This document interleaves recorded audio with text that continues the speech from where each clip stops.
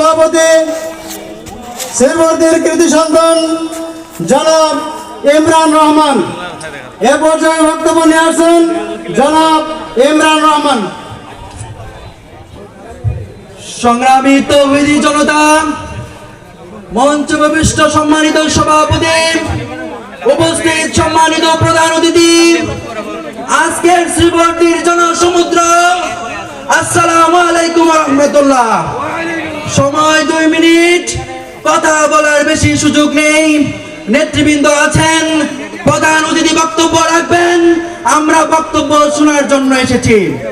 সংগ্রামী ভাইরা আমার, আজকের এই দিনটি এদেশের আপামর জনতার মুক্তির দিন। আজকের এই দিন 2000 শহীদের রক্তের বিনিময়ে আমরা অর্জন করেছি।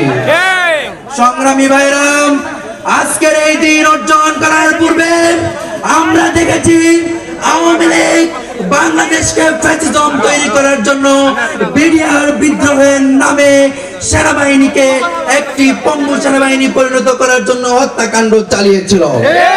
আমরা দেখেছি আওয়ামী লীগ 5 মেতে হেফাজতে ইসলামের সমাবেশে রাত্রের বেলা লাইট বন্ধ করে দিয়ে হত্যাকাণ্ড চালিয়েছিল।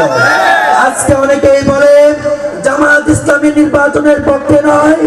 আমরা আমাদের আমিরে জামাত জাতীয় নেতৃবৃন্দ স্পষ্ট ভাষায় বলে দিয়েছেন জামাত ইসলামী নির্বাচনমুখী দল, কিন্তু নির্বাচনের পূর্বে এদেশের অন্য কোন সরকার যেন স্বৈরাচারী ফ্যাসিস্ট হয়ে উঠতে না পারে, এই জন্য সংস্কার এবং খুনি হাসিনার বিচার এদেশের জনতার দাবি।